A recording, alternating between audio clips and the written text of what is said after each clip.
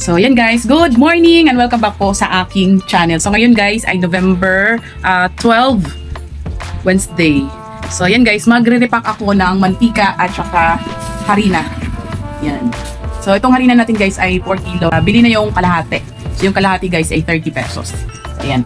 So, magre-repack ako guys ng 10 pesos at saka kalahati ng boteng gin ng CLC na mantika palm oil. Ayan. Ang gamit ko palang pag-repack ko guys sa kalahati at saka sa 10 pesos, itong pang soft drinks. So, ginagamit ko kasi mura lang naman yan siya. Ayan. So, gagamit din tayo ng takalan. Saka pang sukat. So, ito yung ating takalan guys. So, dati, nagre-repack ako ng 5 pesos na mantika. So, ngayon hindi na kasi,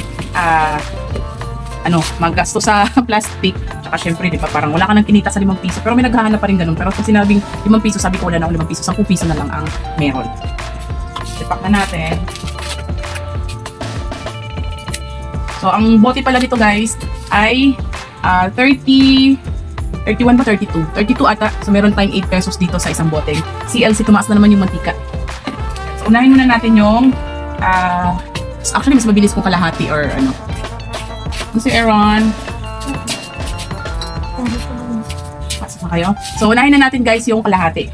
So ganito lang ginagawa ko guys, no, inaano ko lang, susukat ko lang siya. Ika na play. Makuya na ako ah. Bye-bye. Pasensya na kayo sa ano ko guys, sa balikat ko, medyo malaki. Medyo malaki. Ayan. So, syempre pag nagsukat tayo guys, dapat saktong-sakto. Di dugi. So, syempre guys, no, binabalot ko, nilalagay ko dito yung kalahati ko. Kasi sayang yung bote na bibenta kasi natin yung piso din, diba? Kasi kung isasama na natin yung bote, wala na. 20 pesos pala guys ang kalahati ko. So, mukalipak na natin guys.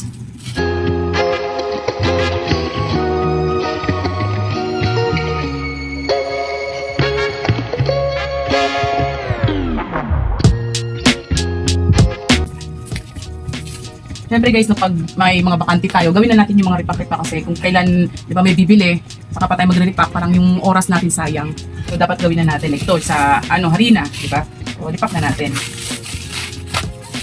Minsan mahirap, lalo na pag sunod-sunod yung customer. Tapos yun nga, bagong bili mo lang naman din. Tapos sunod-sunod customer, magre-repack ka pa, di ba?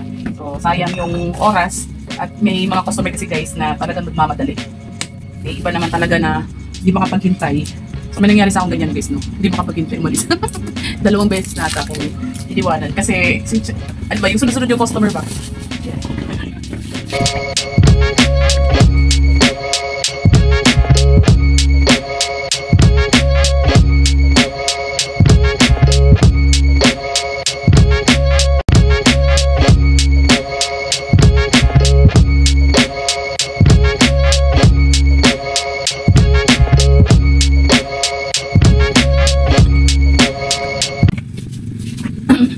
Guys, lagyan natin ng linya para ipatansya-tansya.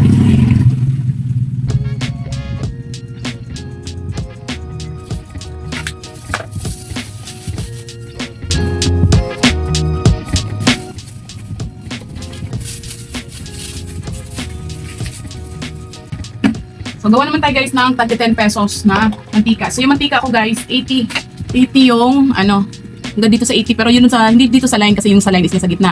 Doon tayo sa taas ng tuktok ng 8 mismo. Yan, dyan.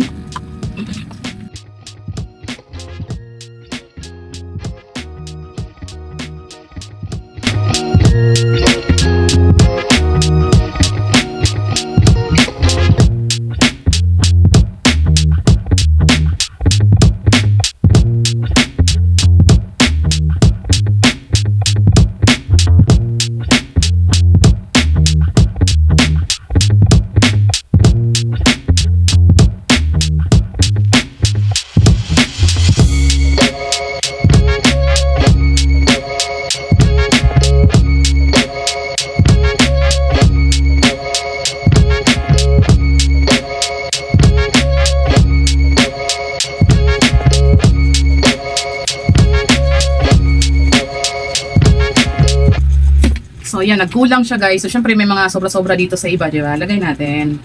Sayang naman yung mantika. Ginagawa ko guys, no, pag nagre-repack ako, tapos Yung sobra-sobra, inaano ko talaga siya.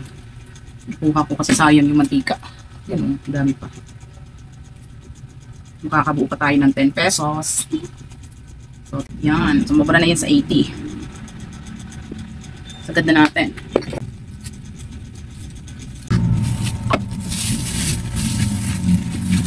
So, maganda din guys na may repack tayo sa mantika kasi may naghahanap talaga kahit 5 piso nga. Naghahanap pero di na ako nag-ano sa 5 piso. 10 piso na lang at saka kalahati.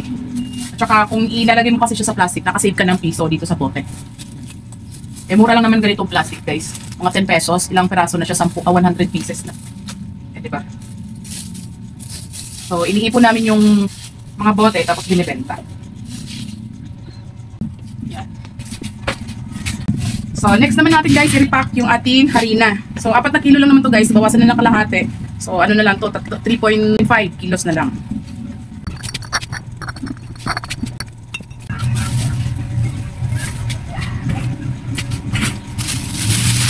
Nagpabili ako guys ng saging, mga gulay kasi magluluto kami ulam ni Josawa. So na yung ating ano guys, no, yung ating harina. So repack natin siya guys. 36 ang 1 kilo. So divide 4. 9 lang pala guys. 9 lang ang cost sa 1/4. So binibenta ko siya 15. So meron tayong 6 kada 1/4. So 6 times 4, meron tayong 24 pesos na kinikita sa 1 kilong harina. So pag repack naman guys, ano lang, yung ititimbangin lang natin. Yan, ito yung timbangan. So, gamit ko guys yung ating labo. Talin lang natin sa pagkakabod. Kasi sayang naman kung papalitan ko pa yung plastic. Mainit.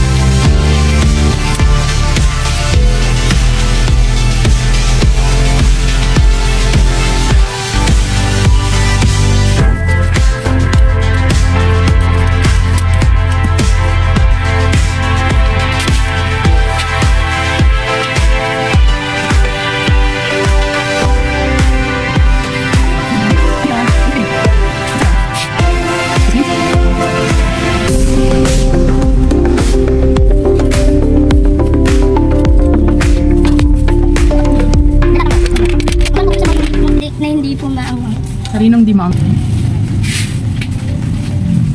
So ito na guys yung aking last na repack. So parang nagahang yung ating camera kasi mainit ang panahon. Nagahang siya. So ito na yung last. Yan. Hindi na siya kasya. Lagay natin sa ibang plastic yung iba. Ating takip. Ayan, ito yung last natin guys na repack. Hindi ka siya kasya oh. Yan, ay kasya pala. Yan. So ayan yung ating harina. So yun lang guys ang aking sinishare. So sa mga ano, lalo na sa mga baguhan guys, no, pwede kayong mag-repack-repack kasi may mga customer na naghahanap talaga ng mga repack na mantika at saka harina. So yun naman guys ang aking sinishare. Maraming salamat sa panonood. Paalam, bye-bye.